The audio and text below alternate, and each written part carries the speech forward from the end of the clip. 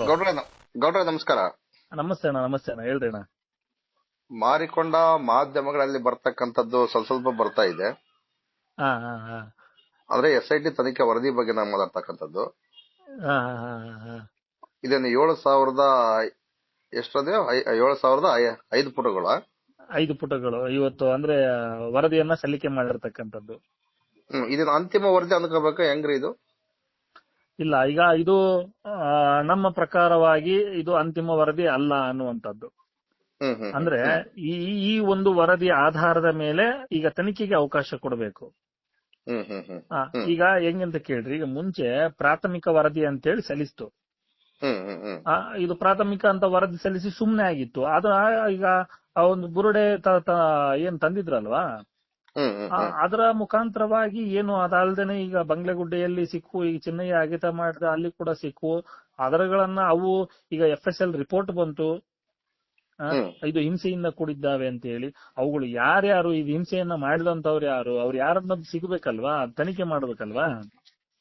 ಹಂಗಾಗಿ ಈಗ ಆ ಒಂದು ಬುರುಡೆಯಿಂದ 1510 ಅನುಮಾನಾಸ್ಪದ ಸಾವು ಪ್ರಕರಣಗಳು ಹೊರಗಡೆ ಬಂದವು. ಅದಾದ ನಂತರವಾಗಿ 10 ಪ್ರಕರಣಗಳು ಯಾವುವು ಅಂತಂದ್ರೆ ಏನು ಚಿನ್ನಯ್ಯ ಆಗಿದ್ದು ಮತ್ತು ಮೇಲ್ಗಡೆ ಏನು 7 ಬುರುಡೆಗಳು ಸಿಕ್ಕಿದ್ದು. ಅದು 7 ಬುರುಡೆ ಸಾಕಷ್ಟು ಮಾನವನ ಅಸ್ಥಿ ಪಂಜರ ಸಿಕ್ಕಿದ್ದು, 106 ಸಾವಿರಾರು ಸಿಕ್ಕಿದವು ಅಂತ ಹೇಳ್ತಿದ್ದಾರೆ. ಸಾವಿರಾರು ಮೂಳೆಗಳು ಏನು ಬಂಗ್ಲೆಗುಡ್ಡೆಯಲ್ಲಿ ಸಿಕ್ಕು, ಅವು ಹಿಂಸೆಯಿಂದ ಕೂಡಿದ್ದಾವೆ ಅಂತ ಹೇಳಿ FSL ರಿಪೋರ್ಟ್ ಬಂದಿದೆ. ಹೀಗಾದ್ರೆ ಅವುಗಳನ್ನ ಈಗ ಹಿಂಸೆ ಮಾಡಿ ಅಲ್ಲಿ ಮೇಲ್ಗಡೆ ಗುಡ್ಡದ ತುದಿಯಲ್ಲಿ ತಗೊಂಡೋಗಿ ಹಾಕಿದವ್ರು ಯಾರು? 2 ವರ್ಷದ ಸಣ್ಣ ಬುರುಡೆ ಐತಿ, ಆ 2 ವರ್ಷದ ಸಣ್ಣ ಬುರುಡೆನ ಅಲ್ಲಿ ಯಾರು ತಗೊಂಡೋಗಿ ಹಾಕಿದ್ರು, ಅದೆಲ್ಲ ರಿಪೋರ್ಟ್ ಬೇಕಲ್ಲ. ಹಂಗಾಗಿ ಏನು ಪ್ರಣವ್ ಮೋಹಂತಿ ಅವರಿಗೆ ಈಗ ನಾವೇನು ಧನ್ಯವಾದಗಳನ್ನ ಹೇಳಬೇಕು. ಯಾಕೆ ಅಂತಂದ್ರೆ ಇವರು ಒಂದು ವರದಿಯನ್ನ ಮೊದಲು ಏನು 3,923 ಪುಟಗಳ ವರದಿಯನ್ನ ಕೊಟ್ಟಿದ್ರು. ಅದಾದ ನಂತರ ಮತ್ತೆ ಏನು ಹೋರಾಟ ಇದೆ, ಸಾಮಾಜಿಕ ಹೋರಾಟಗಾರರಂತ ಏನು ಸೌಜನ್ಯ ಹೋರಾಟದ ಪ್ರತಿಫಲದಿಂದ ಮತ್ತೆ 3,082 ಪುಟಗಳ ವರದಿಯನ್ನ ಈಗಿಂದು ಸಲ್ಲಿಕೆಯಾಗಿದೆ. ವಿತ್ ಹೋರಾಟದಿಂದ 1510 ಅನುಮಾನಾಸ್ಪದ ಸಾವು ಪ್ರಕರಣಗಳು ಮತ್ತು 10 ಪ್ರಕರಣಗಳು, ಟೋಟಲ್ ಆಗಿ 1520 ಪ್ರಕರಣಗಳು ಈಗ ಹೊರಗಡೆ ಬಂದಿರತಕ್ಕಂಥದ್ದು. ಈಗ ಅವುಗಳನ್ನ ತನಿಖೆ ಮಾಡ್ಬೇಕಲ್ಲ. ಈಗ ಒಂದು ವರದಿ ಕೊಟ್ಬಿಡ್ತು, ಇಂತಿಂತವಾಗಿದೆ ಇಲ್ಲಿ ಆಗಿದೆ ಅಂತ ಹೇಳಿ ವರದಿ ಕೊಡ್ತು. ಓಕೆನಾ? ಈಗ ಮೊನ್ನೆ BLR ಪೋಸ್ಟ್ ಕೂಡ ವರದಿ ಮಾಡ್ತು. ಆ ಒಂದು ಆಸಿಡ್ ಕೇಸ್ ಆಗಿರ್ಬೋದು, 10-12 ವರ್ಷದ ಹುಡುಗಿದ ಐಡೆಂಟಿ ಕಾರ್ಡ್ ಇತ್ತು, ಡ್ರೆಸ್ ಇತ್ತು ಅನ್ನುವಂಥದ್ದು, ಆ ಹುಡುಗಿ ಕೇಸ್ ಆಗಿರ್ಬೋದು. ಅದು 3ನೇದು ಯಾವುದು ಲಾಡ್ಜ್ ನಲ್ಲಿ ರೂಮ್ ನಲ್ಲಿ ಅವರನ್ನ ಕೊಂದಿರ್ತಕ್ಕಂಥದ್ದು ಆಗಿರ್ಬೋದು. ಇನ್ನು ಹಲವಾರು ಪ್ರಕರಣಗಳು ಏನಿದಾವೆ, ಒಂದು ಹಳೆ ಪ್ರಕರಣಗಳನ್ನ, ಒಂದು 4 ಪ್ರಕರಣಗಳನ್ನ ತನಿಖೆ ಮಾಡ್ತಾ ಇದೆ ಅಂತ ಹೇಳಿ BLR ಪೋಸ್ಟ್ ವರದಿ ಮಾಡಿತ್ತು. ಓಕೆನಾ? ಇದಲ್ದೇನೆ ಇನ್ನಷ್ಟು ಹಳೆ ಪ್ರಕರಣಗಳಿದಾವಲ್ಲ, ಅವನ್ನು ಕೂಡ ಯಾವನ್ನು ಇನ್ನ ತೆಕ್ಕೆಗೆ ತೆಗೆದುಕೊಂಡಿಲ್ಲ SIT. ಹೌದಲ್ವಾ? ಹಂಗಾಗಿ ಈಗ ಸರ್ಕಾರಕ್ಕೆ ಈ ಒಂದು ವರದಿಯ ಮುಖಾಂತರ ಅಥವಾ ಕೋರ್ಟಿಗೆ ಈಗ ಸರ್ಕಾರ ಪರ್ಮಿಷನ್ ಕೊಡ್ತಾ ಇರ್ಲಿಲ್ಲ ಇವು ತನಿಖೆ ಮಾಡ್ಲಿಕ್ಕೆ ಅಂತಂದ್ರೆ, ಅವ್ರಿಗೆ ಫ್ರೀ ಹ್ಯಾಂಡ್ ಬಿಡಬೇಕು. ಈಗ SIT ಈಗ ಇನ್ವೆಸ್ಟಿಗೇಷನ್ ಮಾಡುತ್ತೆ, ಸ್ವತಂತ್ರ ಇದೆ ಅಂತಂದ್ರೂ ಕೂಡ ಕೆಲವೊಂದಿಷ್ಟು ನಿಯಮಗಳು ಹಾಕಿರ್ತಾರೆ. ಹಂಗಾಗಿ ಪೂರಾ ಎಲ್ಲ A to Z ಸ್ವತಂತ್ರವಾಗಿ ತನಿಖೆ ಮಾಡ್ಲಿಕ್ಕೆ ಒಂದು ಸರ್ಕಾರ ಒಂದಿಷ್ಟು ಪ್ರಾವಿಷನ್ ಕೊಡಬೇಕು. ಅದಕ್ಕೆ ಏನೇನು ಸವಲತ್ತುಗಳು ಬೇಕು, ಆ ಸವಲತ್ತುಗಳೆಲ್ಲವನ್ನು ಕೊಟ್ಟಾಗ ಮಾತ್ರ SIT ತನಿಖೆ ಮಾಡ್ಲಿಕ್ಕೆ ಸಾಧ್ಯ ಆಗುತ್ತೆ. ಹಂಗಾಗಿ ಈಗ ಸರ್ಕಾರ ಪರ್ಮಿಷನ್ ಕೊಡದೇ ಇದ್ರು ಕೂಡ ಈಗ ಕೋರ್ಟ್ ಮುಖಾಂತರ ಹೋರಾಟಗಾರರು ಕೂಡ ಒಂದಿಷ್ಟು ತನಿಖೆ ಮಾಡ್ಲಿಕ್ಕೆ ಒಂದಿಷ್ಟು ಕೇಳಬಹುದು, ಅಥವಾ SIT ಅವರು ಕೂಡ ಈ ಕೋರ್ಟ್ ಮುಖಾಂತರ ಕೇಳಬಹುದು.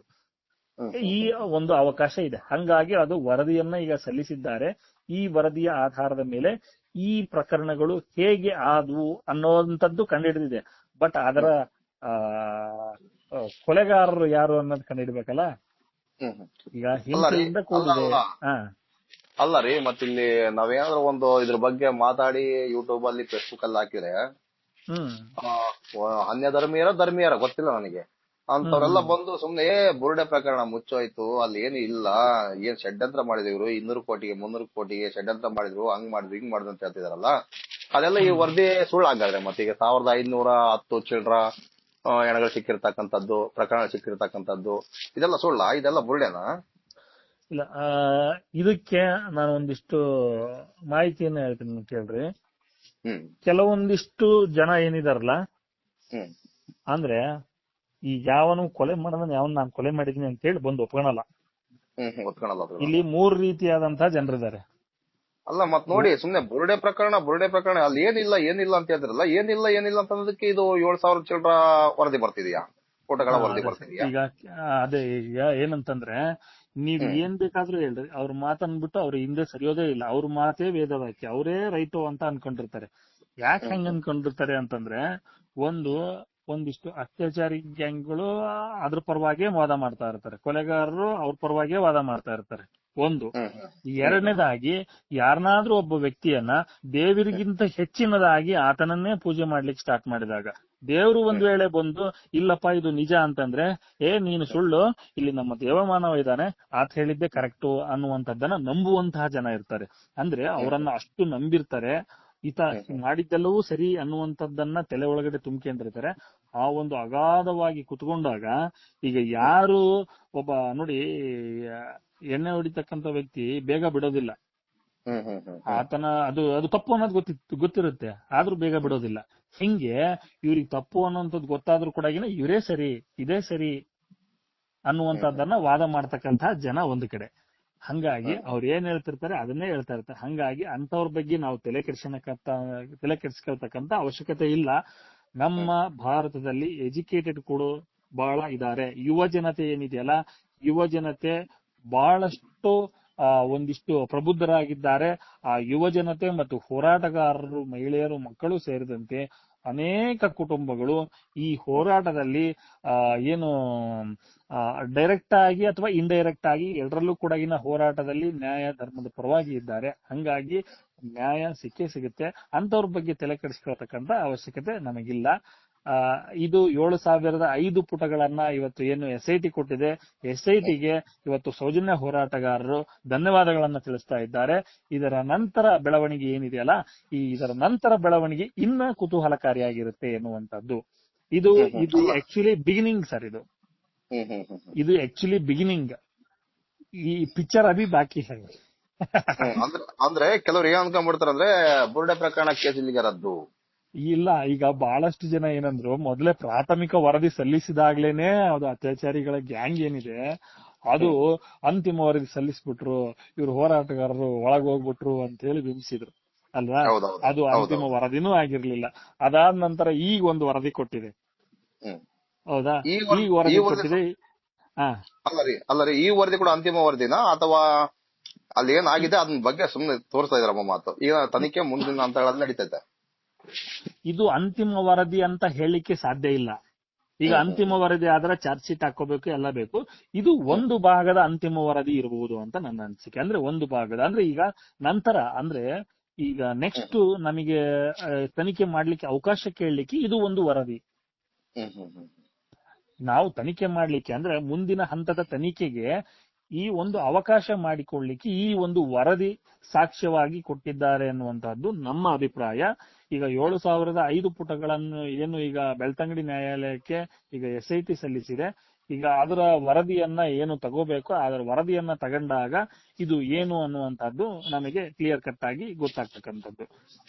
ಆದ್ರೆ ಅಲ್ಲೇನು ವರದಿ ಸಲ್ಲಿಸಿದಾರೆ ಅದು ಮಾಧ್ಯಮದಲ್ಲಿ ಬರ್ತಿಲ್ಲ, ಬರದತ್ತ ಬರಲ್ವಾ? ಅದು ಬಯಲಿಗೆ ಹಾಕ್ತಾರ ಇಲ್ವಾ ಏನೇನಿದೆ ಏನೇನಿಲ್ಲ ಅಂತ ಹೇಳಿ? ಯಾಕಂದ್ರೆ ಸರ್ಕಾರಕ್ಕೆ ಈಗ ಒಂದು 3-4 ತಿಂಗಳ ಕೆಳಗನೆ ವರದಿ ಸಲ್ಲಿಸಿದ್ರಂತೆ, ಅದನ್ನ ಯಾರು ಬಯಲಿಗೆ ಹಾಕಿಲ್ಲ. ಇವಾಗಲಾದ್ರೂ ಬಯಲಿಗೆ ಹಾಕ್ತಾರ? 100% ಬಯಲಿಗೆ ಹಾಕಲೇಬೇಕು, ಅದನ್ನ ಕೋರ್ಟ್ ಕೊಡ್ಲೇಬೇಕು. ಈ 7,005 ಪುಟಗಳನ್ನು ಕೂಡ ಹೋರಾಟಗಾರರಿಗೆ ಕೊಟ್ಟೇ ಕೊಡುತ್ತೆ. ಇದನ್ನ ಗೌಪ್ಯವಾಗಿ ಇಡ್ಲಿಕ್ಕೆ ಸಾಧ್ಯನೇ ಇಲ್ಲ. ಒಂದು ಅದಾದ ನಂತರವಾಗಿ ಈ ಮಾಧ್ಯಮಗಳು ಕೂಡ ಯಥಾವತ್ತಾಗಿ ಇವರು ಏನೇನೆಲ್ಲ ಅಲ್ಲಿ ಅನ್ಯಾಯ ಅಧರ್ಮ ಆಗಿದೆ ಅದನ್ನೆಲ್ಲ ಇವರು ತೆರೆದಿಡ್ಲೇಬೇಕು.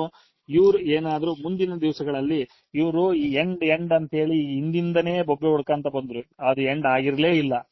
ಪ್ರಾಥಮಿಕ ವರದಿ ಕೊಟ್ಟಿದ್ರು, ಇನ್ನು ಮಧ್ಯಂತರ ವರದಿನೂ ಕೊಟ್ಟಿರ್ಲೇ ಇಲ್ಲ, ಏನೂ ಇಲ್ಲ. ಅಂತಿಮ ವರದಿ ಚಾರ್ಜ್ ಶೀಟ್ ಸಲ್ಲಿಕೆ ಅಂತ ಹೇಳಿ ಸುಳ್ಳುಗಳನ್ನ ಮಾಧ್ಯಮಗಳಲ್ಲಿ ಸ್ಯಾಟಲೈಟ್ ಮಾಧ್ಯಮಗಳು, ಮಾರಿಕೊಂಡ ಮಾಧ್ಯಮಗಳು ಹೇಳ್ಕೊಂತ ಬಂದ್ವು. ಹಾಗಾಗಿ ಮಾರಿಕೊಂಡ ಮಾಧ್ಯಮಗಳು ಕೂಡ ಮಾರಿಕೊಳ್ಳದನೆ ಮಾತನಾಡುವಂತಹ ಕಾಲ ಬಂದೇ ಬರುತ್ತೆ. ಅವರು ಅವತ್ತು ಮಾತನಾಡಿಲ್ಲ ಅಂತಂದ್ರೆ ಅವತ್ತು ಜನ ಆಕ್ರೋಶಕ್ಕೆ ಕಾರಣವಾಗ್ತಾರೆ. ಇದಂತೂ ಸತ್ಯ. ಜನಾಕ್ರೋಶಕ್ಕೆ ಕಾರಣವಾಗ್ತಾರೆ. ಇನ್ನು ಒಂದು ದಿವಸ ಅವರಿಗೆ ಈ ಭಾರತದಲ್ಲಿ ಅಥವಾ ಈ ದೇಶದಲ್ಲಿ ಅವರಿಗೆ ಎಳ್ಳಷ್ಟು ಕೂಡ ಮಾನ ಮರ್ಯಾದೆ ಅನ್ನುವಂಥದ್ದು ಇರೋದಿಲ್ಲ. ಅವರಿಗೆ ಅವಕಾಶ ಕೂಡ ಇಲ್ಲದೆ ಇರತಕ್ಕಂತಹ ಪರಿಸ್ಥಿತಿ ಆ ಕಾನೂನು ಮುಖಾಂತರವೇ ಕೂಡ ಆಗಬಹುದು ಎನ್ನುವಂಥದ್ದು ನಮ್ಮ ಅನಿಸಿಕೆ. ಹಂಗಾಗಿ ಇದೇನು ಬಿಗಿನಿಂಗ್ ಇದೆ, ಈಗ ಏನು ಪಿಕ್ಚರ್ ಅಭಿ ಬಾಕಿ ಏನ್ ಪಿಕ್ಚರ್ ಏನ್ ಸ್ಟಾರ್ಟ್ ಆದಾಗ ಅವರು ಕೂಡ ಸೈಡಿಗೆ ಸೈಲೆಂಟ್ ಆಗಿ ಅವ್ರ ಕಡೆ ಇದ್ದವರು ಈ ಕಡೆಗೆ ಸೈಲೆಂಟ್ ಆಗಿ ಈ ಕಡೆಗೆ ಸೈಡಿಗೆ ಸರ್ಕೊಂಡು ಇರೋದನ್ನ ಪ್ರಸ್ತಾಪ ಮಾಡೇ ಮಾಡ್ತಾರೆ ಮಾಧ್ಯಮಗಳು. ಇದು ನಮಗೆ ಭರವಸೆ ಇರ್ತಕ್ಕಂಥದ್ದು. ಅಲ್ಲ, ಇವ್ರು ಮಾಡ್ಲೇಬೇಕು, ಮಾಧ್ಯಮಗಳು ಯಥಾವತ್ತು ವರದಿನ ಮಾಡ್ಲೇಬೇಕು. ಮಾಡಿಲ್ಲ ಅಂದ್ರೂ ತೊಂದ್ರೆ ಇಲ್ಲ ಸರ್. ಈಗ ನಮ್ಮ ಯೂಟ್ಯೂಬರ್ಸ್ಗಳು ಏನಿದಾರಲ್ಲ, ಎಲ್ಲಾ ಯೂಟ್ಯೂಬರ್ಸ್ಗಳು ದುಡ್ಡಿಗಾಗಿ ಯೂಟ್ಯೂಬ್ ಮಾಡ್ತಾ ಇಲ್ಲ, ಇದು ಸತ್ಯ ಹೊರಗಡೆ ಬರಬೇಕು ಅಂತ ಹೇಳಿ ಯೂಟ್ಯೂಬ್ ಮಾಡ್ತಾ ಇದ್ದಾರೆ. ಇನ್ನೊಂದಿಷ್ಟು ಹೆಚ್ಚು ಯೂಟ್ಯೂಬರ್ಸ್ಗಳಾಗ್ಲಿ, ಇನ್ನೊಂದಿಷ್ಟು ಹೆಚ್ಚು ಜಾಲತಾಣಗಳಲ್ಲಿ ಇದನ್ನ ಪಸರಿಸಿದ್ರೆ ಸಾಕು, ಈ ಮಾಧ್ಯಮಗಳು ನಮಗೆ ಬೇಕಾಗೇ ಇಲ್ಲ. ಅಲ್ಲ, ಅವ್ರು ಕೂಡ ಈಗ ಯೂಟ್ಯೂಬ್ ಬಂದ್ಬಿಟ್ಟಿದ್ರೆ ಮಾಧ್ಯಮಗಳು ಯಾರು ಜನರು ಓಡ್ತಾ ಇಲ್ಲ. ಹೌದು, ಅವರು ಕೂಡ ಮಾಧ್ಯಮಗಳು ಯೂಟ್ಯೂಬಿಗೆ ಬಂದು ಯೂಟ್ಯೂಬ್ ಅಲ್ಲಿ ಬಿಡ್ತಾ ಇದ್ದಾರೆ. ಹಂಗಾಗಿ ಆ ಮಾಧ್ಯಮಗಳು ನಮಗೆ ಬೇಕಾಗೇ ಇಲ್ಲ ಸರ್. ಇರ್ಬೇಕು, ಬಟ್ ಆದ್ರೆ ಅಂತಹ ಮಾಧ್ಯಮಗಳು ನಮಗೆ ಬೇಕಾಗೇ ಇಲ್ಲ. ಅದನ್ನ ತಲುಪಿಸುವಂತಹ ಕೆಲಸ ನಮ್ಮ ಯೂಟ್ಯೂಬರ್ಸ್ಗಳೇ ಮಾಡ್ತಾರೆ ಸರ್, ಬೇರೆ ಯಾರು ಬೇಕಾಗಿಲ್ಲ ಸರ್. ಎಂ ಡಿ ಸಮೀರ್ ಆತ ಒಂದು ಇಷ್ಟು ಯೂಟ್ಯೂಬ್ ಅಲ್ಲಿ ಮಾತಾಡಿದಾಗ 2 ಕೋಟಿ 3 ಕೋಟಿ ಜನ ನೋಡಿದ್ರ ಅದಲ್ಲ? ಹೌದೌದು, ಸಾಕಲ್ವಾ ಸರ್?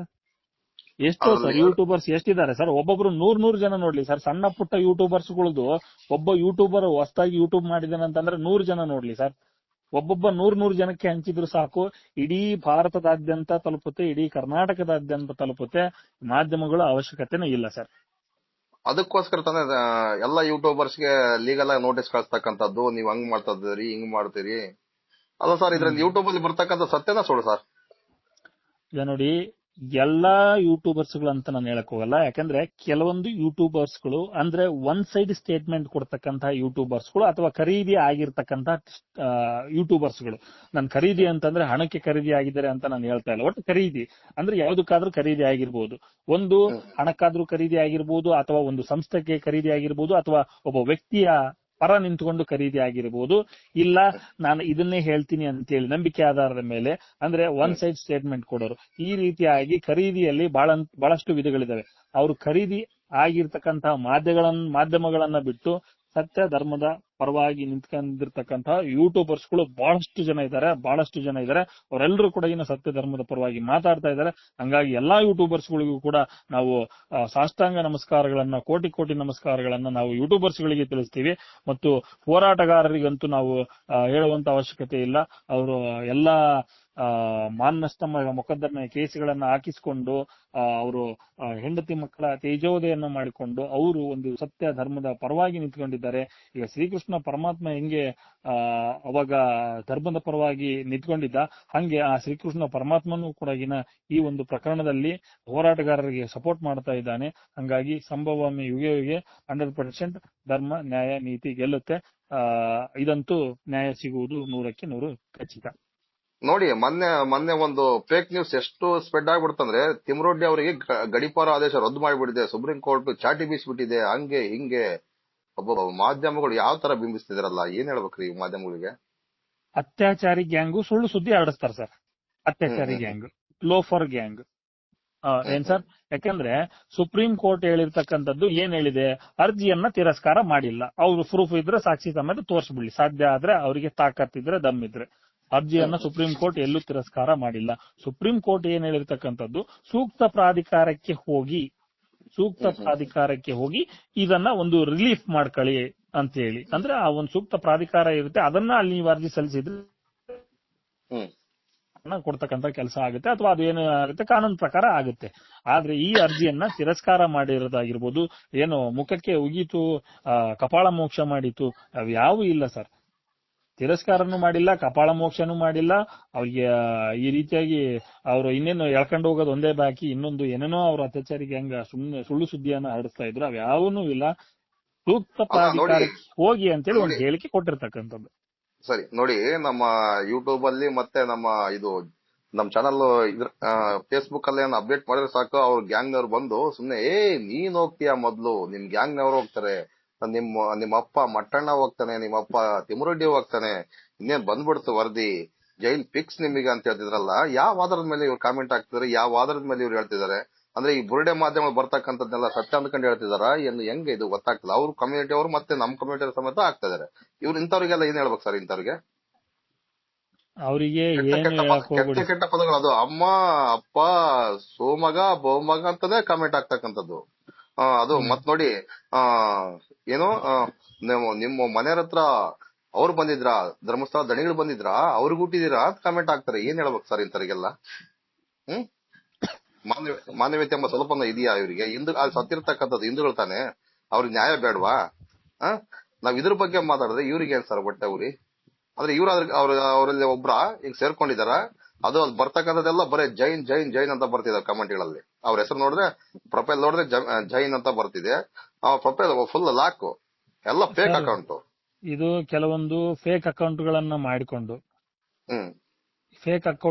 ಮಾಡಿಕೊಂಡು ಈಗ ಬಿಜೆಪಿಯವರನ್ನ ಎಳೆದುಕೊಳ್ಳಬೇಕು ಈ ಪ್ರಕರಣದಲ್ಲಿ ಅಂತೇಳಿ ಬಿಜೆಪಿ ಹೆಸರಿಟ್ಕೊಳ್ತಾರೆ.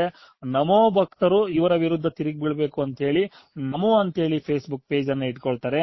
ಯಾರಾದ್ರೂ ಒಬ್ರು ಫುಲ್ ಆಕ್ಟಿವ್ ಇದ್ದಾರೆ, ಅವರಿಗೆ ಸಾಕಷ್ಟು ಫಾಲೋವರ್ಸ್ ಇದ್ದಾರೆ ಅಂತಂದ್ರೆ ಅವರ ಹೆಸರನ್ನ ಇಟ್ಕೊಳ್ತಾರೆ. ಈ ಹೆಸರುಗಳನ್ನ ಇಡುವುದರ ಮುಖಾಂತರ ರಾಮ ಅಂತೇಳಿ ಹೆಸರು ತರ್ತಾರೆ. ಇಂತಿಂತಹ ದೊಡ್ಡ ದೊಡ್ಡ ಹೆಸರುಗಳನ್ನ ತಂದಿಡುವುದರ ಮುಖಾಂತರ ಒಂದು ಫೇಸ್ಬುಕ್ ಪೇಜ್ ಅನ್ನ ಕ್ರಿಯೇಟ್ ಮಾಡ್ಕೊಳ್ತಾರೆ. ಅವರು ಮಾತಾಡಿದಾಗ ಏನ್ ಮಾಡ್ತಾ ಇರ್ತಾರೆ, ರಾಮನನ್ನ ನಂಬಿರ್ತಕ್ಕಂಥವ್ರು ಏನ್ ಮಾಡ್ತಾರೆ, ಈ ರಾಮನ ಫೇಸ್ಬುಕ್ ಪೇಜ್ ನಲ್ಲಿ ಬಂದಿದೆ, ಇವ್ರು ಹೇಳ್ತಾ ಇರ್ತಕ್ಕಂಥದ್ದು ಸರಿ ಏನು ಅನ್ನುವಂಥದ್ದು ಆ ನಂಬಿಕೆ ಆಧಾರದ ಮೇಲೆ ಅವರು ಏನ್ ಮಾಡ್ಕೊಳ್ತಾರೆ, ಇದು ಸರಿ ಇರಬಹುದು ಅಂತ ಹೇಳ್ಕೊಳ್ತಾರೆ. ಬಿಜೆಪಿಯವರ ಮೇಲೆ ನಂಬಿಕೆ ಇಟ್ಟಿರ್ತಕ್ಕಂಥವ್ರು ಏನ್ ಮಾಡ್ತಾರೆ, ಅಂತ ಫಾಲೋವರ್ಸ್ಗಳು ಬಿಜೆಪಿ ಫೇಸ್ಬುಕ್ ಪೇಜ್ ಅಲ್ಲಿ ಬಂದಿದೆ, ಇದು ಸರಿ ಇರಬಹುದೇನೋ ಅನ್ನುವಂತ ನಂಬಿಕೆ ಆಧಾರದ ಮೇಲೆ ಹೋಗ್ತಾರೆ. ಇನ್ನೊಂದಿಷ್ಟು ನಮೋ ಅಂತೇಳಿ ಪ್ರಧಾನಮಂತ್ರಿ ಮೋದಿ ಅವರ ಮೇಲೆ ನಂಬಿಕೆ ಇಟ್ಟಿರ್ತಕ್ಕಂಥವ್ರು ಏನ್ ಮಾಡ್ತಾರೆ, ಇದು ನಮೋ ಪೇಜ್ ಅಲ್ಲಿ ಬಂದಿದೆ, ಇವ್ರು ಹೇಳಿರ್ತಕ್ಕಂಥದ್ದು ಸರಿ ಇರಬಹುದೇನೋ ಅಂತೇಳಿ ಆ ನಂಬಿಕೆ ಆಧಾರದ ಮೇಲೆ ಈ ರೀತಿಯಾಗಿ ಕೆಲವೊಂದಿಷ್ಟು ಜನಗಳು ಹೋಗ್ತಾ ಇದ್ರು. ಎಲ್ಲರೂ ಅಲ್ಲ, ಅದರಲ್ಲಿ ಎಜುಕೇಟೆಡ್ಗಳು ಏನಿದ್ದಾರೆ ಅವ್ರು ಯಾರು ಕೂಡ ಈ ರೀತಿಯಾದಂತ ಕೆಲಸ ಮಾಡಲ್ಲ. ಇವರು ನಂಬಿಕೆಯನ್ನ ಅಂದ್ರೆ ಸೆಳಿತಕ್ಕೆ ಅಂತ ಕೆಲಸ ಮಾಡ್ತಾರೆ. ಅಂದ್ರೆ ಒಡೆದಾಳುವ ನೀತಿ, ಬ್ರಿಟಿಷರ ಒಡೆದಾಳುವ ನೀತಿ ಏನಿದೆಲ್ಲ, ಮನೆ ಒಳಗಡೆನೆ ಒಡಕ್ ಹಚ್ಚಬೇಕು. ಅಂದ್ರೆ ಇಲ್ಲಿ ಹಿಂದೂಗಳು ಸತ್ತಿರ್ತಕ್ಕಂಥದ್ದು ಹಿಂದೂಗಳಲ್ಲೇ ಒಡಕ್ ಮೂಡಬೇಕು. ನಮ್ಮ ಕರ್ನಾಟಕದಲ್ಲಿ ಈ ರೀತಿಯಾದಂತಹ ಕೆಲಸ ಆಗಿದ್ರೆ ಈ ಕರ್ನಾಟಕದಲ್ಲೇ ಒಡಕ್ ಮೂಡ್ತಕ್ಕಂಥ ಕೆಲಸ ಮಾಡಬೇಕು. ಆ ರೀತಿಯಾದಂತಹ ಕೆಲಸಗಳನ್ನ ಇವ್ರು ಮಾಡ್ತಾ ಇದ್ದಾರೆ. ಆದ್ರೆ ಏನು ನಿಷ್ಪಕ್ಷಪಾತ ತನಿಖೆ ಮಾಡ್ತಕ್ಕಂಥವ್ರು ಅಥವಾ ನಿಷ್ಪಕ್ಷಪಾತ ವರದಿ ಮಾಡ್ತಕ್ಕಂತಹ ಜರ್ನಲಿಸಂಗಳು ಅಥವಾ ಯೂಟ್ಯೂಬ್ ಮಾಧ್ಯಮಗಳೇ ಆಗಿದ್ದಾವೆ. ಇವತ್ತು ಯಾವುದಕ್ಕೂ ಕಡಿಮೆ ಇಲ್ಲ ಯೂಟ್ಯೂಬ್ ಮಾಧ್ಯಮಗಳು. ಹೌದೌದು, ಇವತ್ತು SIT ಆಫೀಸರ್ ಆಗ್ಲಿಕ್ಕೂ ರೆಡಿ ಇದ್ದಾರೆ. ಒಂದು ನಿಜವಾದಂತಹ ಜರ್ನಲಿಸಂ ಮಾಡ್ಲಿಕ್ಕೂ ಕೂಡ, ಅವ್ರಿಗೆ ಯಾವ ಸರ್ಟಿಫಿಕೇಟ್ ಇಲ್ಲದೆ ಇದ್ರು ಕೂಡ ನಿಜವಾದ ಜರ್ನಲಿಸಂ ಮಾಡ್ಲಿಕ್ಕೂ ರೆಡಿ ಇದ್ದಾರೆ. ಅದೆಂತ ಪ್ರಕರಣ ಇರ್ಲಿ ನಾನೇ ಭೇದಿಸ್ಬಿಡ್ತೀನಿ ಅನ್ನುವಂತಹ ತಾಕತ್ತು ಕೂಡ ಬಂದಿದೆ. ಅಷ್ಟೊಂದು ನಿಷ್ಪಕ್ಷಪಾತವಾಗಿ ವರದಿಯನ್ನ ಮಾಡ್ತಕ್ಕಂತಹ ಏನು ಯೂಟ್ಯೂಬರ್ಸ್ಗಳು ಕೂಡ ಇದ್ದಾರೆ. ಹಂಗಾಗಿ ಆ ಯೂಟ್ಯೂಬರ್ಸ್ಗಳು ಇನ್ನೊಂದಿಷ್ಟು ಜಾಸ್ತಿ ಆಗಬೇಕು. ಅವರು ಈ ಒಂದು ನ್ಯಾಯ ನೀತಿ ಧರ್ಮವನ್ನ ಪ್ರಸಾರ ಮಾಡಬೇಕು, ಇದ್ದದ್ದನ್ನ ಯಥಾವತ್ತಾಗಿ ಹೇಳಬೇಕು. ಇವರು ಬಿಜೆಪಿ ಅವರು ಇನ್ನೊಂದು ಮತ್ತೊಂದು ಈ ಫೇಕ್ ಅಕೌಂಟ್ಗಳನ್ನ ಯಾರು ಕ್ರಿಯೇಟ್ ಮಾಡಿದ್ದಾರೆ ಇಂತಿಂತ ಅವರ ಅಸಲಿಯತ್ತನ್ನ ಬಹಿರಂಗಪಡಿಸಬೇಕು. ಅಲ್ಲ, ಸಿಐಡಿ ಮತ್ತೆ ತಿರ್ಗಾ CBI ಅವ್ರು ನೋಡಿ ಸೌಜನ್ಯ ಕೇಸು ಮರು ತನಿಖೆ ಆಗ್ಬಾರ್ದಂತ ಹೇಳಿ ಅಪೀಲ್ ಹೋಗಿದ್ದಾರೆ ಸುಪ್ರೀಂ ಕೋರ್ಟ್ಗೆ. ಯಾಕಿರ್ಬೋದು ಸರ್, ಯಾಕಿರ್ಬೋದು? ಇದ್ರ ಬಗ್ಗೆ ಏನಾದ್ರು ಹೇಳ್ತೀರಾ? ಇಲ್ಲ, ಆ ವಿಷಯವನ್ನು ಹಾಸ್ಯಾಸ್ಪದ ವಿಷಯ ಅದು. ಆಕ್ಚುಲಿ ಹೇಳ್ಬೇಕಂದ್ರೆ ಆ ಹಾಸ್ಯಾಸ್ಪದ ಅದು ಅಲ್ಲ ನೋಡಿ. ಮತ್ತಿನ್ನೊಂದು ಮ್ಯಾಟರ್ ಏನಿದೆ ಅದರಲ್ಲಿ ಅಂದ್ರೆ ಕಾಸಿಲ್ಲಂತೆ. ಅಂದ್ರೆ ತನಿಖೆ ಮಾಡ್ತಕ್ಕಂಥದಕ್ಕೆ ಕಾಸಿಲ್ಲಂತೆ, ಬಜೆಟ್ ಇಲ್ಲ, ಸಿಬ್ಬಂದಿ ವರ್ಗ ಇಲ್ಲ. ಸರ್, ನಮ್ಮ ಇಂಡಿಯಾದಲ್ಲಿ ನಮ್ಮ ರಾಜ್ಯದಲ್ಲಿ ಬೇಜಾನ್ ಜನ ಕೆಲ್ಸ ಇಲ್ದಂಗೆ ಕೆಲಸ ಅವ್ರವ್ರ ಸ್ವಂತ ಕೆಲಸ ಮಾಡ್ತಾರೆ. ಕೆಲವರು ಕೂಲಿ ಹೋಗ್ತಿದಾರೆ, ಇನ್ನೊಂದು ಡಿಗ್ರಿ ಹೋಲ್ಡ್ರು, ಒಳ್ಳೆ ಓದಿರ್ತಕ್ಕಂಥ ವಿದ್ಯಾರ್ಥಿಗಳು ಕೆಲಸ. ಹೇಳಿ ಸರ್. ಬುಲೆಟ್ ಪ್ರೂಫ್ ಕಾರ್ನಾಗ ಓಡಾಡೋರೆಲ್ಲರೂ ಕಾಸಿಲ್ಲ ಅಂತ ಹೇಳ್ತಾರಲ್ಲ, ಹಾಸ್ಯಾಸ್ಪದ ಆಗ್ತದೆ. ನಾಚಿಕೆ ಆಗ್ಬೇಕು ಅವ್ರಿಗೆಲ್ಲ. ಲೋಫರ್ಸ್ ಗಳಿಗೆ ನಾಚಿಕೆ ಆಗ್ಬೇಕು ಸರ್. ಯಾಕಂತ ಕೇಳ್ರಿ ಹೇಳ್ತೀನಿ. ಇವ್ರು ಇರ್ತಕ್ಕಂಥ ಹಂಗಾದ್ರೆ ಇವ್ರಿಗೆ ತನಿಖೆ ಮಾಡ್ಲಿಕ್ಕೆ ಆಗಲ್ಲ ಅಂತಂದ್ರೆ ಮತ್ತೆ CBI ಎದಕ್ ಬೇಕು? ಅಲ್ಲ ನೋಡಿ, ಹೆಂಗಿದೆ ನೋಡಿ ಸರ್. CBI ಎದಕ್ ಬೇಕು ಸರ್? ಒಬ್ಬ ಹೆಣ್ಣು ಮಗಳ ಮೇಲಾಗಿರ್ತಕ್ಕಂತಹ ಅಮಾನವೀಯ ಕೃತ್ಯದ ಮೇಲೆ ಅದರಲ್ಲಿ ಅನುಮಾನಾಸ್ಪದವಾಗಿ ಸಾವುಗಳು ಆಗಿದ್ದು ಕೂಡ ಇದೇ CBI ಈ ಹಿಂದೆ ತನಿಖಾದಲ್ಲಿ ವಿಚಾರಣೆಯಲ್ಲಿ ಹೇಳುತ್ತೆ ಇವು ಸಂತೋಷ್ ರಾವ್ ಅಲ್ಲ, ಇದರ ಜೊತೆಗೆ ಇನ್ನ 3-4 ಜನ ಇದ್ದಾರೆ ಅಂತ ಹೇಳುತ್ತೆ. ಅದರಲ್ಲಿ 3-4 ಜನದ ಜೊತೆಗೆ 3 ಹೆಸರುಗಳನ್ನ ತೆಗೆದುಕೊಳ್ಳುತ್ತೆ. ಅವರು ಉದಯ್ ಜೈನ್, ಮಲ್ಲಿಕ್ ಜೈನ್ ಮತ್ತು ಧೀರಜ್ ಜೈನ್, ಈ 3 ಹೆಸರುಗಳನ್ನ ತೆಗೆದುಕೊಳ್ಳುತ್ತೆ. ಇವರ ಮೇಲೆ ಇನ್ನೊಂದಿಷ್ಟು ವಿಚಾರಣೆ ಮಾಡಬೇಕು ಅಂತ ಹೇಳಿ ಸಿಬಿಐ ಹೇಳಿತ್ತು.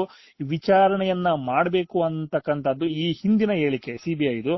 ಆದ್ರೆ ಈಗಿನ ಹೇಳಿಕೆ ಉಲ್ಟಾ, ಅಂದ್ರೆ ಇದರಲ್ಲಿ ಯಾರು ಪ್ರಭಾವ ಬೀರಿದ್ದಾರೆ ಅನ್ನುವಂಥದ್ದು ಜನತೆಗೆ ಬಿಟ್ಟಿದ್ದು. ಜನತೆಗೆ ಗೊತ್ತಾಗ್ತಾ ಇದೆ, ಆಲ್ರೆಡಿ ಜನತೆಗೆ ಗೊತ್ತು ಯಾರು ಅಂತ. ಅಲ್ಲ ನೋಡಿ, ನಾವೇನ ಮಾತಾಡ್ರೆ ಸೌಜನ್ಯ ಕೇಸು ಬರೀ ಹಂಗೆ ಹಿಂಗ ಅಂತ ಹೇಳ್ತಾರಲ್ಲ. ಈಗ ನೋಡಿ ಆ ಅಧಿಕಾರಿಗಳು ಹೆಂಗೆ ದುರುಪಯೋಗ. ಅವರಿಗೆ ಕಾಸಿಲ್ಲ ಅಂತಂದ್ರೆ ಒಂದಿಷ್ಟು ಮಾಧ್ಯಮದಲ್ಲಿ ಬಂದು ಹೇಳಕ್ ಕೇಳಿ ಸರ್ ಅವರಿಗೆ. ಮಾಧ್ಯಮದಲ್ಲಿ ಬಂದು ನಾವು ಒಂದಿಷ್ಟು ಸೌಜನ್ಯ ಎಂಬಂತಹ ಹೆಣ್ಣು ಮಗಳ ವಿಚಾರವಾಗಿ ನಮಗೆ ತನಿಖೆ ಮಾಡಕ್ ಕಾಸಿಲ್ಲ ಅಂತಂದ್ರೆ ನಾವೇಗಳು ಎಷ್ಟೆಷ್ಟು ಆಗ್ತತೆ ಅವ್ರಿಗೆಲ್ಲ ಹಾಕ್ತಿವಿ ಸರ್, ನಾವು ದೇಣಿಗೆ ಹಾಕ್ತಿವಿ. ಅವರಿಗೆ ಎಷ್ಟು ಬೇಕೋ ಅಷ್ಟು ಹಾಕ್ತಿವಿ. 100 ಅಲ್ಲ 1000 ತನಿಖೆ ಮಾಡಬಹುದು. ಅಷ್ಟು ಹಣವನ್ನು ನಾವು ಸೌಜನ್ಯ ಹೋರಾಟಗಾರರು ಕಳಿಸ್ಕೊಡ್ತೀವಿ. ಒಬ್ಬೊಬ್ಬ 100 ರೂಪಾಯಿ ಹಾಕಿದ್ರು ಅವ್ರ 100 ತನಿಖೆ ಮಾಡಬಹುದು. ಅಷ್ಟು ಹಣ ಹಾಕಿ ಕಳಿಸ್ತೀವಿ. ಇದೊಂಥರ 100, 1000, 500, 5000 ಹಾಕ್ತಿವಿ ಸರ್ ಅವರಿಗೆ. ಅವ್ರ ಸಿಬಿಐ ತನಿಖೆ ಮಾಡ್ಲಿ ಸರ್. ಅವ್ರಿಗೆ ಕಾಸಿಲ್ಲ ಅಂತಂದ್ರೆ ನಾವು ಹೋರಾಟಗಾರರು ಏನಿದೀವಲ್ಲ ಸರ್, 10, 20, 1 ರೂಪಾಯಿ, 1 ರೂಪಾಯಿ ಹಾಕರ್ 1 ರೂಪಾಯಿ ಹಾಕ್ತಾರೆ, 2 ರೂಪಾಯಿ ಹಾಕ್ತಾರೆ 2 ರೂಪಾಯಿ ಹಾಕ್ತಾರೆ, 10 ರೂಪಾಯಿ ಹಾಕರ್ 10 ರೂಪಾಯಿ ಹಾಕ್ತಾರೆ, 100 ರೂಪಾಯಿ ಹಾಕರ್ 100 ರೂಪಾಯಿ ಹಾಕ್ತಾರೆ, 500 ರೂಪಾಯಿ ಹಾಕರ್ 500 ರೂಪಾಯಿ ಹಾಕ್ತಾರೆ, 1000, 500, 1000, 5000 ಹಾಕರ್ದು ಅವ್ರವ್ರ ಯೋಗ್ಯತೆಗೆ ಅನುಸಾರವಾಗಿ ಅವ್ರಿಗೆ ಏನೈತಲ್ಲ ಸರ್. ಸಿಬಿಐ ಒಂದು ಹೆಣ್ಣು ಮಗಳ ಮೇಗಿಲ ಆಗಿರ್ತಕ್ಕಂತಹ ಅಮಾನವೀಯ ಕೃತ್ಯದ ಮೇಲೆ ಅದನ್ನ ತನಿಖೆ ಮಾಡ್ಲಿಕ್ಕೆ ನಮಗೆ ದುಡ್ಡಿಲ್ಲ ಅಂತಂದ್ರೆ ನಾವುಗಳು ಏನಿದೇವಲ್ಲ ಸರ್, ಸತ್ಯ ಧರ್ಮ ನ್ಯಾಯ ನೀತಿಗಾಗಿ ಹೋರಾಡತಕ್ಕಂತ ಏನು ಜನರು ಏನಿದ್ದಾರೆ ಆ ಎಲ್ಲಾ ಜನರು, ಇಡೀ ಕರ್ನಾಟಕ, ಇಡೀ ದೇಶಾದ್ಯಂತ ಜನರು ಇನ್ನೂ ಇದ್ದಾರೆ ಸರ್. ಅವ್ರು ಇನ್ನೂ ಎಲ್ಲರೂ ಬದುಕಿದ್ದಾರೆ. ಅವರಲ್ಲಿ ಮಾನವೀಯತೆ ಕರುಣೆ ಅನ್ನೋದಿದೆ. ಆ ಸಿಬಿಐ ಅವರಿಗೆ ಒಂದು ಅಕೌಂಟ್ ನಂಬರ್ ಕೊಡ್ಲಿಕ್ಕೆ ಹೇಳ್ರಿ. ಅವ್ರಿಗೆಲ್ಲರೂ ಕೂಡ ನಾವು ಎಷ್ಟಾಗುತ್ತೋ ಅಷ್ಟು ಹಣವನ್ನ ಹಾಕ್ತಿವಿ, ತನಿಖೆ ಮಾಡ್ಲಿಕ್ಕೆ ಹೇಳಿ ಸರ್. ಅಲ್ಲ ಸರ್, ಮತ್ತೆ ಈಗ ಸಿಬ್ಬಂದಿ ವರ್ಗ ಅಂತ ಹೇಳ್ತಿದ್ರಲ್ಲ, ಈ ಸಿಬ್ಬಂದಿ ವರ್ಗ ಖಂಡಿತ ಅಂದ್ರೆ ನಿಜ ಸರ್, ಅಧಿಕಾರಿಗಳು ಇಲ್ವಾ? ತನಿಖೆ ಮಾಡುವಂತ ಅಧಿಕಾರಿಗಳು ಯಾರು ಇಲ್ವಾ? ಸಿಬ್ಬಂದಿನೇ ಇಲ್ವಾ? ಸಿಬ್ಬಂದಿ ಕೊರತೆ ಇದೆ ಅಂತ ಹೇಳ್ತಿದ್ರಲ್ಲ. ಬೇರೆ ಎಲ್ಲಾ ಕೇಸ್ಗಳಲ್ಲಿ ಸಿಬ್ಬಂದಿ ವರ್ಗ ಇರುತ್ತೆ ತನಿಖೆ ಮಾಡ್ಲಿಕ್ಕೆ. ಇದೊಂದು ಕೇಸಲ್ಲಿ ತನಿಖೆ ಮಾಡ್ಲಿಕ್ಕೆ ಸಿಬ್ಬಂದಿ ವರ್ಗ ಇಲ್ಲ ಅಂತಂದ್ರೆ ಇದು ಹಾಸ್ಯಾಸ್ಪದ. ಇದ್ರ ಹಿಂದೆ ಬಲವಾಗಿ ಯಾರೋ ಇದ್ದಾರೆ ಸರ್. ಯಾರು ಸರ್ ಅದು? ಅದೇ ಗೊತ್ತಾಗ್ತಾ ಇಲ್ಲ. ಧರ್ಮಸ್ಥಳದ ನಕಲಿ ದೇವಮಾನವನ ಗ್ಯಾಂಗ್ನರ್ ಇರಬಹುದು. ನಕಲಿ ದೇವನ ಸರ್, ಸರ್ ಹೇಳ್ತೀನಲ್ಲ ಸರ್ ಇದ್ರಲ್ಲಿ ನಾನೇ ಹೇಳ್ತೀನಿ ನೋಡಿ ಸರ್, ಇದನ್ನ ಬಿಡಿ ಸರ್. ನನ್ನ ಮೇಲೆ ನಾಳೆ ಮಾನನಷ್ಟ 25 ಅಲ್ಲ 50 ಕೋಟಿ ಮಾನನಷ್ಟ ಮೊಕದ್ದಮೆ ಕೇಸ್ ಹಾಕ್ಲಿ. ಆ 50 ಕೋಟಿ ನನಗೆ ಕಟ್ಟಕ್ಕಾಗಲ್ಲ. ನಾನು ಜೀವನ ಪರ್ಯಂತ ಜೈಲಿಗೆ ಇರ್ತೀನಿ. ಅವ್ನಿಗೆ ತಾಕತ್ತಿದ್ರೆ ಅವನು ಯಾರು, ನಿಶ್ಚಲ್ ಜೈನ್ ಸೌಜನ್ಯ ಪ್ರಕರಣದಲ್ಲಿ ನಿಶ್ಚಲ್ ಜೈನ್ ಇದ್ದಾನೆ ಸರ್. ಆ ನಿಶ್ಚಲ್ ಜೈನ್ ಅವನೇ ಇರೋದು. ಅವನಿಗೆ ತಾಕತ್ತಿದ್ರೆ ಅವನು ಅಮೆರಿಕದಲ್ಲಿ ಇದ್ದ ಅನ್ನೋದಕ್ಕೆ ನನಗೆ ಕೋರ್ಟಿಗೆ ಬಂದು ಸಬ್ಮಿಟ್ ಮಾಡ್ಲಿ. ಯಾವ್ದೋ ಫೇಕ್ ಡಾಕ್ಯುಮೆಂಟ್ಸ್ ಗಳನ್ನ ವಾಟ್ಸ್ಆಪ್ ಅಲ್ಲಿ ಹಾಕ್ತಕ್ಕಂಥದ್ದು ಅಥವಾ ಮಾಧ್ಯಮಗಳಲ್ಲಿ ಯಾವ್ದೋ ಫೇಕ್ ಡಾಕ್ಯುಮೆಂಟ್ಸ್ ಗಳನ್ನ ಕೊಡ್ತಕ್ಕಂಥದ್ದಲ್ಲ. ಕೋರ್ಟಿಗೆ, ನ್ಯಾಯಾಲಯಕ್ಕೆ ಆತ ನಾನು ಅಮೆರಿಕದಲ್ಲಿ ಇದ್ದೆ ಅನ್ನುವಂಥದ್ದನ್ನ ಸಾಕ್ಷಿ ತಂದು ತೋರಿಸ್ಲಿ. ಅದ್ ನಾನು ಕೋರ್ಟ್ ನಲ್ಲಿ ನಾನು ನೋಡ್ಕೊಳ್ತೀನಿ ಸರ್. ಅವನೇ ನಿಶ್ಚಲ್ ಜೈನೇ ಇದ್ದಾನೆ. ಆ ಕುಟುಂಬವೇ, ಆ ಪ್ರಭಾವಿಗಳೇ ಇದಕ್ಕೆ ಅಡ್ಡಿ ಬರ್ತಾ ಇದೆ ಅಂತ ನಾನು ಹೇಳ್ತೀನಿ ಸರ್. ಅದೇ ಈಗ ನಮ್ಮ ಕೋಲಾರ ಸಂದೇಶ್ ಅವರು ಸಮೇತ ಹೇಳಿದ್ರು, ಆ ಮಿಚ್ಚಲ್ ಜೈನೇ ಬೇರೆ, ಈ ಮಿಚ್ಚಲ್ ಜೈನೇ ಬೇರೆ ಅಂತ ಹೇಳಿ. ಹೇಳಿಕೆ ಸತ್ಯ ಇದೆಯಲ್ಲ ಸರ್? ಅದು ದೇಶಕ್ಕೆ ಗೊತ್ತು ಸರ್, ಇಡೀ ದೇಶಕ್ಕೆ ಗೊತ್ತು. ಸರ್ ಮೀಟರ್ ಇಲ್ಲ ಸರ್, ಮೀಟರ್ ಇಲ್ಲ ಅಷ್ಟೇ, ಬಾಯ್ ಬಿಡಲ್ಲ, ಮೀಟರ್ ಇಲ್ಲ ಅಷ್ಟೇ. ನಾವೇನ ಮಾತಾಡೋದು ನಮ್ಮ ಮೇಲೆ ಬೇಕಾದ್ರೆ ಅದೇನ ಕೇಸು, ಮಾನ ಮೊಕದ್ದಮೆ ಕೇಸು ಸರ್ ಹೇಳಿದ್ನಲ್ಲ ಸರ್, ಹೇಳಿದ್ನಲ್ವಾ. ಈಗ ನಾನೀಗ ಹೇಳ್ಬಿಟ್ಟಿದ್ದೀನಿ, ಈ ಪ್ರಕರಣದಲ್ಲಿ ಭಾಗಿಯಾಗಿರ್ತಕ್ಕಂಥ ಸಾಧ್ಯತೆ ಇದೆ ನಿಶ್ಚಲ್ ಜೈನ್ ಅಂತ ಹೇಳಿದ್ದೀನಿ. ಅವ್ನು ನನ್ನ ಮೇಲೆ ಸಾಧ್ಯವಾದ್ರೆ ಹಾಕ್ಲಿ ಅಲ್ಲ ಮಾನನಷ್ಟ ಮೊಕದ್ದಮೆ ಕೇಸನ್ನ, ಡಿಫಾಮೇಷನ್ ಕೇಸ್ ಹಾಕ್ಲಿ ನನ್ನ ಮೇಲೆ. ನಾನು ಜೈಲಿಗೆ ಹೋಗ್ತೀನಲ್ಲ ಸರ್. ನನಗೆ ಅಷ್ಟೊಂದು ದುಡ್ಡು ಕಟ್ಟಕ್ಕಾಗಲ್ಲ, ಕೋಟಿ ಗಟ್ಟಲೆ. ನಾನು ಇಡೀ ಜೀವನ ಪರ್ಯಂತ ಜೈಲಿಗೆ ಇರ್ತೀನಿ. ನನ್ನ ಮೇಲೆ ಕೇಸ್ ಹಾಕ್ಲಲ್ಲ. ಅವ್ನು ಅಮೆರಿಕದಲ್ಲಿ ಇದ್ದ ಅನ್ನೋದಕ್ಕೆ ಸಾಕ್ಷಿ ತಂದು ತೋರ್ಸ್ಲಲ್ಲ. ಮಹೇಶ್ ಶೆಟ್ಟಿ ತಿಮ್ರೋಡಿ ಅವ್ರ ಮೇಲೆ ಇದೇ ಮಾನನಷ್ಟ ಮೊಕದ್ದಮೆ ಕೇಸ್ ಹಾಕಿದಾಗ ಆ ಸಾಕ್ಷಿ ಹಾಕಿ ಕೊಡ್ಲಿಲ್ಲ ನಾನು ಅಮೆರಿಕದಲ್ಲಿ ಇದ್ದೆ ಅಂತ ಹೇಳಿ. ಪವರ್ ಟಿವಿ ಎಲ್ಲೋ ಕೊಟ್ಟು ವಾಟ್ಸ್ಆಪ್ ಗಳಲ್ಲಿ ಸೆಟ್ ಮಾಡಿದ್ರು, ಕೋರ್ಟಿಗೆ ಯಾಕೆ ಕೊಡ್ಲಿಲ್ಲ ನಾನು ಅಮೆರಿಕದಲ್ಲಿ ಇದ್ದೆ ಅಂತ. ಅದು ಕೇಸ್ ಕೂಡ ವಾಪಸ್ ಇವತ್ತು ಅಲ್ಲ, ಕೇಸ್ ವಾಪಸ್ ತಕೊಳ್ಳುವಂತದ್ದು ಏನಿದೆ, ಅವನು ಮತ್ತೆ ಅಲ್ಲಿ ಅಮೆರಿಕದಲ್ಲಿ ಇಲ್ಲ ಅನ್ನುವಂಥದ್ದು ಗೊತ್ತಿದೆ, ಇಡೀ ದೇಶಕ್ಕೆ ಗೊತ್ತು. ಈಗ ಇನ್ನೊಮ್ಮೆ ಸಾಬೀತು ಆಗ್ಬಿಡ್ಲಿ ಸರ್ ಅದಾಗ, ಅದು ಯಾವ್ದು ಅನ್ನೋದು ಅವ್ನು ಇದ್ನೋ ಇಲ್ಲೋ ಅನ್ನೋದು ಗೊತ್ತಾಗ್ಬಿಡ್ಲಿ. ಅವ್ನು ನನ್ನ ಮೇಲೆ ಕೇಸ್ ಹಾಕ್ಲಿ ಅವನು. ಸರಿ ಸರ್, ಓಕೆ ಸರ್. ಇಷ್ಟೊಂದು ಮಾಹಿತಿ ಯಥಾ ಪ್ರಕಾರವಾಗಿ ನೀವು ಹೇಳಿಕೆ ಕೊಟ್ಟಿದ್ರು ಅದೇ ನಮ್ಮ ಯೂಟ್ಯೂಬ್ ಅಲ್ಲಿ ಪ್ರಸಾರ ಆಗುತ್ತೆ. ನಾವು ಇದರಲ್ಲಿ ಕಿರ್ಚಲ್ಲ ಮುರ್ಚಲ್ಲ, ನೀವ್ ಹೇಗೆ ಮಾತಾಡಿದಿರೋ ಅದೇ ವರದಿ ಇದರಲ್ಲಿ ಇರುತ್ತೆ ಸರ್. ನೋ ಎಡಿಟ್, ಹ್ಮ್. ಯಾವ್ದು ನೋ ಕಟ್ಟು, ಏನ್ ಸೀದಾ ಸಾದಾ ಇದೇನಿದೆಯಲ್ಲ ಇದನ್ನ ಹೇಳಿದ ಸಮೇತ ಹಾಕಿದ್ವಿ sir. Okay sir, thank you sir, thank you. ಇವತ್ತು ತಪ್ಪರೆ ಬೆಳಿಗ್ಗೆ ಹಾಕ್ತೀನಿ ಸರ್ ನಾನು. Okay thank you. Okay, thank you sir, thank you.